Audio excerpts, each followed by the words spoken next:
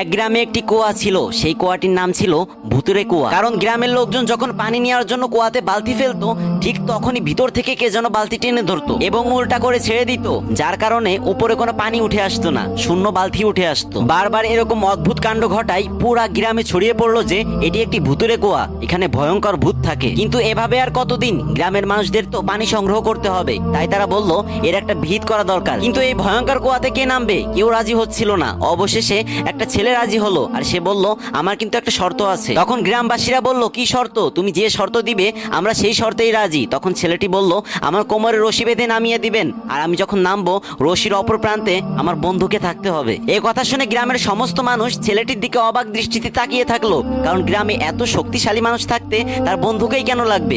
প্রথম তারা ছেলেটিকে বিষয়টা বোঝানোর চেষ্টা করলো, কিন্তু ছেলের এক কথা, সবার সাথে তার বন্ধুকে থাকতেই হবে। তারপর তার বন্ধুকে খুঁজে আনা হলো এবং ছেলেটির কোমরে রশি বেঁধে তাকে কুয়ার ভিতর নামিয়ে দেওয়া হলো। এবং কুয়ার ভিতর সে গিয়ে দেখলো একটা বানর বসে আছে। এই বানরটি এতদিন বালতি উল্টিয়ে দিত। ছেলেটি বানরটিকে কাঁধে বসিয়ে সবাইকে উপর থেকে রশি টানার নির্দেশ দিল। বানরটি তো যুবকের কাঁধে ছিল, এজন্য স্বাভাবিকভাবে প্রথম দৃষ্টিগোচর হলো বানরের ভয়ঙ্কর চেহারা। হঠাৎ করে এরকম কালো কুচকুচে চেহারা দেখে সবাই ভাবলো ভূতটা মনে হয় উঠে আসতেছে। অমনি সবাই রশি ছেড়ে দিয়ে যে যার মতো দৌড়াতে লাগলো, কিন্তু একটা মানুষ রশি ছাড়লো না।